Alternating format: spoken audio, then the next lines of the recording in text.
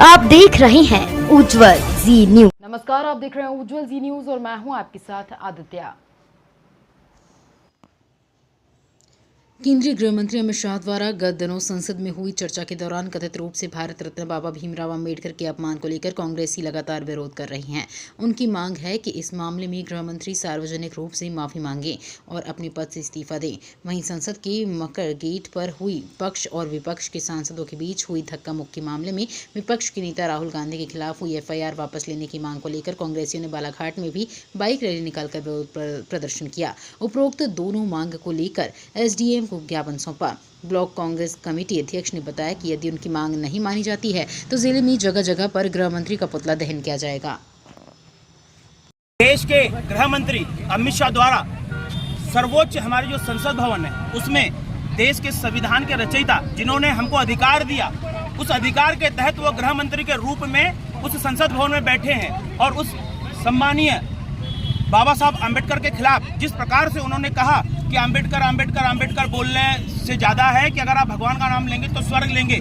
निश्चित तौर पर मैं अमित शाह जी को बताना चाह रहा हूं कि देश के संविधान के रचयिता जिन्होंने संविधान को रचा है और उस संविधान के तहत हमारे पूरा देश मुल्क चल रहा है और इस संविधान की इज्जत पूरा विश्व करता है। लोकतंत्र की ये जो हत्यारी पार्टी है, ये बाबा साहब के बारे में बोलने से पहले ये जो सूरज को थूक लगाने वाली कंडीशन है, जिस प्रकार से सूरज को कोई थूकता है वो थूक लगातार उसके मुंह पर आके गिरती है। निश्चित तौर पर अमित शाह ने जिस प्रकार से बयान दिया, पूरी कांग्रेस पार्टी इसका विरोध करती है और हमारे विरोध में जब हमारे देश के नेता सम्मानीय राहुल गांधी जी ने विरोध किया तो निश्चित तौर पर उन्हीं के ऊपर FIR दर्ज की। ये लोकतंत्र का गला दबाने वाली पार्टी है जिसके विरोध में पूरी कांग्रेस पार्टी पूरे हिंदुस्तान के अंदर धरना प्रदर्शन कर रही है। आज क्योंकि हम अहिंसा के पुजारी हैं, गांधी जी की जो उन्होंने हमें ज्ञान दिया, महात्मा गांधी ने जिस प्रकार से हमको बताया कि देश को किस प्रकार से चलाना है, उसके हिसाब से हम लोग आज केवल यहाँ पर धरना प्रदर्शन न करते हुए केवल यहाँ पर एक ज्ञापन सौंपेंगे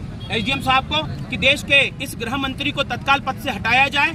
और इसके बावजूद अगर अमित शाह माफी नहीं मांगते और राहुल गांधी पे की हुई FIR वापस नहीं होती तो निश्चित तौर पर पूरे बालाघाट जिले में जगह जगह पर इनका पुतला दहन किया जाएगा। हम शांति के पुजारी जरूर हैं, लेकिन चूड़िया कांग्रेस ने नहीं पहन के रखी है। अगर अमित शाह माफी नहीं मांगते और राहुल जी के ऊपर FIR वापस नहीं होती तो निश्चित तौर पर पूरी कांग्रेस पार्टी पूरे हिंदुस्तान के अंदर धरना प्रदर्शन और पुतला दहन करके इनका विरोध करेगी। नमस्कार साथियों, मैं प्रकाश द्विवेदी, पुलिस अधीक्षक कार्यालय साइबर सेल शाखा से।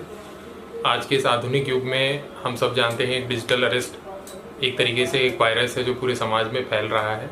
डिजिटल अरेस्ट कुछ भी नहीं है, एक तरीके का एक फेक कॉल है जो आपको फ्रॉडस्टर लोग करते हैं और आपको कुल मिला के मानसिक तौर से प्रताड़ित करते हैं और डिजिटलाइज्ड आपको एक तरीके से कमरे में केंद्रित कर देते हैं। बाहर से आपको टोटल कट ऑफ कर देते हैं और किसी तरीके से भी किसी से संपर्क करने के लिए आपको रोक देते हैं। डिजिटल अरेस्ट में कभी आपको बोलते हैं कि आपका बैंक अकाउंट में अनऑथराइज ट्रांजैक्शन हुए हैं, कभी डिजिटल अरेस्ट में आपके जो बच्चे हैं जो बाहर रहते हैं उनको बोलते हैं कि वो किसी अपराध में संलिप्त हो गए हैं, उनको बचाने के लिए आपको पैसे भेजने, इस तरीके के काफ़ी स्कैम हो रहे हैं।